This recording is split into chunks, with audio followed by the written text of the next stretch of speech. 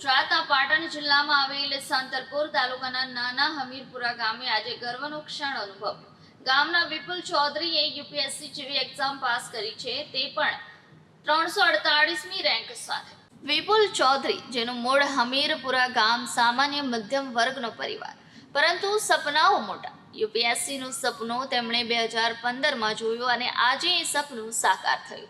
વિપુલે કહ્યું કે યોગ્ય માર્ગદર્શન અને પૂરતા રિસોર્સનો અભાવ થતો હતો, છતાં પણ જાત મહેનત કરી ભરોસો રાખ્યો અને આજે પરિણામ સૌ સામે છે। વિપુલના સન્માન માટે માર્કેટયાર્ડ ખાતે ખાસ કાર્યક્રમ યોજાયો હતો, જેમાં વિવિધ સમાજના આગેવાનોએ શુભેચ્છા પાઠવી। સમાજ માટે ગૌરવસભર ક્ષણ હતી। વિપુલ ચૌધરી આજે માત્ર પોતાના પરિવાર નહીં, પણ સમગ્ર ગામ અને સમાજ માટે રોલ મોડલ બની રહ્યા છે।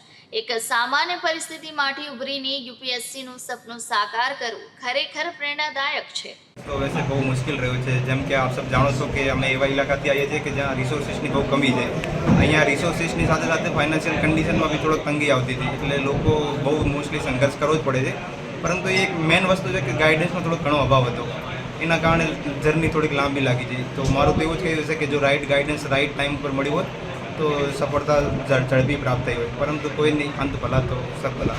કયામાં રેન્ક આવ્યો પાસ થઈ ગયો છે? મારો રેન્ક આ વખતે યુપીએસસીમાં 348મો રેન્ક આવ્યો છે 2024ની એક્ઝામ। યુપીએસસીનું સપનું ક્યારે થયું હતું? કઈ રીતે આ ખ્યાલ આવ્યો યુપીએસસી પરીક્ષા? પછી આ સપનું મેં 2015માં અમારી સ્કૂલમાં એક શિક્ષક દ્વારા જ્યારે પ્રેરણા સ્ત્રોત તરીકે આઈએસની ભૂમિકાનો જ્યારે વાત કરી, ત્યારે ખ્યાલ આવ્યો કે ના, આઈએસની એક બહુ મોટી પોઝિશન છે। તો અમે એ ટાઈમે થોડુંક અંદર બેક ઓફ ધ માઇન્ડ થોડુંક થઈ ગયું હતું એટ અ સબકોન્શિયસ લેવલ। પરંતુ જે અમારા ગામમાં મોસ્ટલી ગવર્મેન્ટ જોબની તૈયારી લોકો ઘણા કરતા હતા, ત્યારે એવું થયું કે ચલો આઈએસ લેવલની જોબ કઈ હોય છે એ ઉપર થોડુંક જાણ્યું, તો થયું કે ચલો આઈએસ દ્વારા સમાજમાં ઘણું બધું સેવાનો મોકો મળે છે। તો 2017-18માં આ વસ્તુનો ખ્યાલ આવ્યો હતો। 2020-21 કોલેજ પછી મેં તૈયારી સ્ટાર્ટ કરી હતી યુપીએસસીની તૈયારી માટે। પરિવારની સ્થિતિ કેવી હતી આર્થિક? કારણ કે દિલ્હી, ગાંધીનગર, અમદાવાદ સુધી આજે જે સાથી મોસ્ટલી એ છે કે પરિવારની કન્ડિશન એટલી બધી ગરીબી નથી, એટલી બધી ઉત્તીર્ણ બી નથી, લોઅર મિડલ ક્લાસ ટાઈપ કહી શકાય। પરંતુ આ સાથે સાથે સમાજનો બી થોડો ફાળો રહ્યો છે કે જ્યાં બી સ્કોલરશિપની જરૂર પડતી હોય। આ ઉપરાંત ગુજરાત ગવર્મેન્ટ દ્વારા જે એમની સ્કોલરશિપ આપવામાં આવે છે એ થોડુંક બેકબોન તરીકે સાબિત થયું છે, જેના કારણે અફોર્ડ કરી શકીએ દિલ્હી અથવા ગાંધીનગરમાં રહેવાનું। અન્ય પરીક્ષાર્થીઓને શું સંદેશ આપશે યુપીએસસી?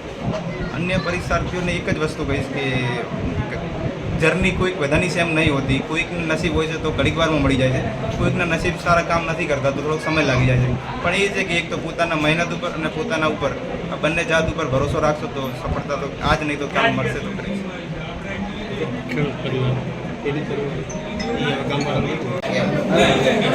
શ્રી વિપુલભાઈએ યુપીએસસીની પરીક્ષા જ્યારે 348 રેન્ક સાથે પાસ કરી, ત્યારે એક સમાજના નાગરિક તરીકે સમાજને તો ગૌરવ હોય, પણ આજે જ્યારે કોઈ પણ આપણા ગામનો વ્યક્તિ યુપીએસસી પરીક્ષા પાસ કરતો હોય, ત્યારે આપણા જિલ્લાનો તો ગૌરવ થાય, આપણા તાલુકાને ગૌરવ થાય, આપણા ગામને ગૌરવ થાય, પણ ગુજરાત લેવલે આવા ઓછા દીકરા હોય છે જે યુપીએસસી પરીક્ષા પાસ કરતા હોય, ત્યારે એક મોટા આનંદની વાત છે અને મોટી ક્ષણ છે। સાથે સાથે આ એક પછાત વિસ્તાર છે અને પછાત વિસ્તારનો ખેડૂત પરિવારનો દીકરો જ્યારે યુપીએસસી પરીક્ષા પાસ કરતો હોય, ત્યારે બીજા પણ દીકરાઓને આજે પ્રેરણા મળે છે અને એને પણ આજે એવી પ્રેરણાથી એ તરફ જાય છે કે ભાઈ હું પણ યુપીએસસી પાસ કરીશ। ત્યારે એવા દીકરાઓ પણ આજે એ દિશામાં વધુ પ્રયત્નો કરીને આગળ વધશે।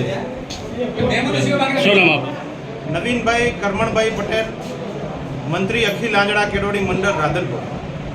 તો મારા સમાજનો અને મારા ગામનો સાતપુરાનો રહેવાસી અને મારો ભાણેજ છે અને હમીરપુરાનું પણ ગૌરવ છે। હું આજ સમાજના પ્રમુખ તરીકે એને ખૂબ ખૂબ અભિનંદન પાઠવું છું। આવા અનેક યુવાનો સમાજમાંથી તૈયાર થાય એવી પણ મારી પ્રેરણા છે। એટલે કામ કર્યું, ખૂબ અભિનંદન। અને મને એમણે પણ મોટા કર્યા છોકરે, એટલે એ પણ એનો પણ ખૂબ ખૂબ આભાર। એક ખેડૂત પરિવારમાંથી જો તૈયાર થતો આવો હીરો અને માટીમાંથી પેદા થઈને હીરો તૈયાર થયો, એવો આ પહેલો દાખલો છે આ તાલુકાની અંદર। અન્ય યુવકોને શું કહેશો? અન્ય યુવકોને પણ પ્રેરણા આપું છું કે આવું બને અને આવો એક ભાઈ વધારે ને વધારે બને અને આવો એક દાખલા બેસાડી શકે એવી પણ મારી અપેક્ષા છે અન્ય યુવાનોને। શું નામ આપનું? હરજીભાઈ મેઘરાજભાઈ, સારું ચૌધરી સમાજ રતોડા વિભાગના પ્રમુખ.